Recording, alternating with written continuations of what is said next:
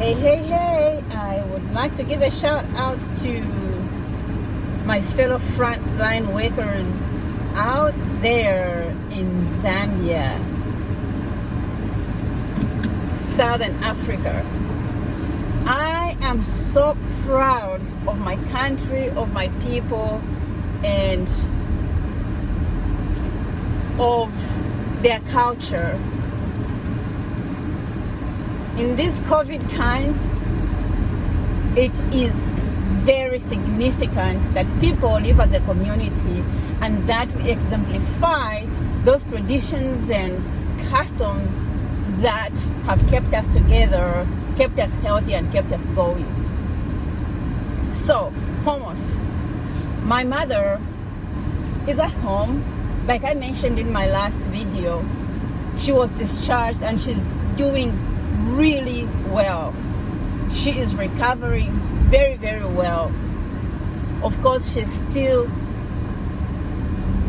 in quarantine because that's what she was advised to do.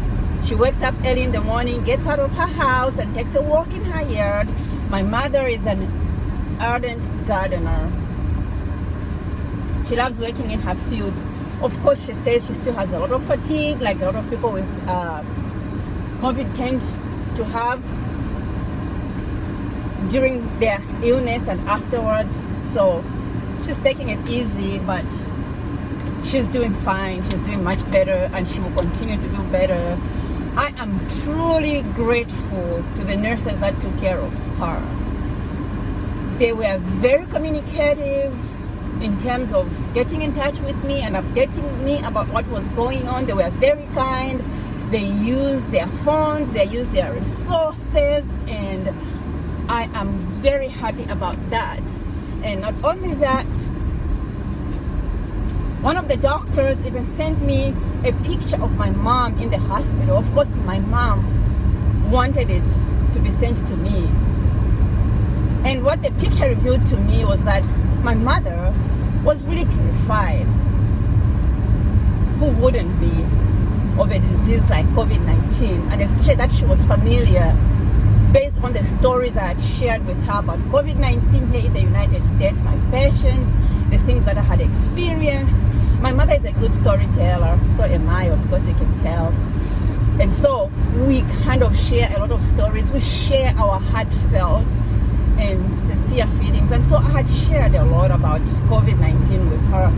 And I'm sure when she went into isolation in the hospital, she realized what she could go through, and she looked terrified. And seeing my mother terrified made me really sad and very sorry. And I wasn't there to take care of her as well as I've been taking care of my patients here. But I prayed to God that there would be people just like me who would be able to take care of her the same way I've taken care of other people's mothers and fathers. And my mother was taken care of. My grandmother is in the hospital.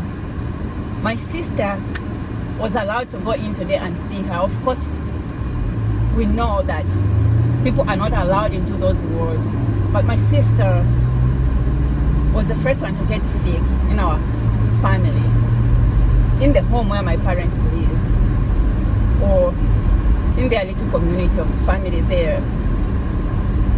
She was very reluctant at first and very hesitant about going there, but my grandmother needed that care because my grandmother is blind. She cannot see. And the nurses there are just as overwhelmed and short-staffed as we have been here. So they absolutely needed somebody from home to go and do that, and so they allowed her. This was discretionary. So my sister went yesterday, today. Of course it's still today here, but it's tomorrow there. Well, she went in and managed to give my grandmother a bath, and my grandmother was very surprised to see her there.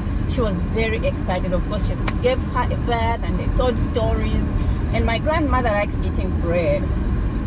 Well, bread. And they buy her loaves of bread. and she's been stacking them there because she can't eat them. She says, I'm no longer interested in eating too much. I think I'm growing fat. And the people here are laughing at me. Of course, there we have what we call cousins. So tribal cousins, and people laugh at each other and they share stories. It's cool. It's custom. It's tradition. It's how we live. And it makes a huge difference. So these people laugh at her, they call her cousin, and they share their food with her. They give her different kinds of food, and she wants our soul food. She wants our shima, and so she could get that from the hospital. So my grandmother is doing fine. She is healing. She's getting better in spite of everything. She's 89 years old. She is in Southern Africa, and she's gonna get better and get out of that hospital. But my family, I still maintain, are outliers. In this whole pandemic, Africa still needs help. We need the education, we need the training, we need the testing, we need the promotion to help people understand how they can protect themselves from COVID-19. We need to help people understand that COVID is real, that the pandemic is not a hoax, that people are dying, that we can make a difference. And not only that, Africa needs vaccines. Africa doesn't have money. Africa needs help. Africa doesn't have the resources that all these other countries have here. And we need those resources. Whatever you can give, whatever you can do. So there's masks, there's medications, there's PPE, there is all kinds of stuff that we can share. Africa needs you people to share those things. Africa needs you people to send those things. Africa needs educators. Africa needs healthcare workers. Africa needs you. And I'm calling out to you from here. I'm calling out to you, world. If you can hear me, send out your love. If you listen to these messages, please comment below and let me know that you are listening. And let me know that we are making a difference. And let me know that I am sending you messages that are appropriate and necessary for this time. Zambia, my country, needs you. Our people need you. They don't need to die. The young don't need to die. They don't need to lose their parents. Our society doesn't need to be diminished any further than it already has. From HIV, from malaria and other things. Come on. COVID-19 should not be a devastation to Africa.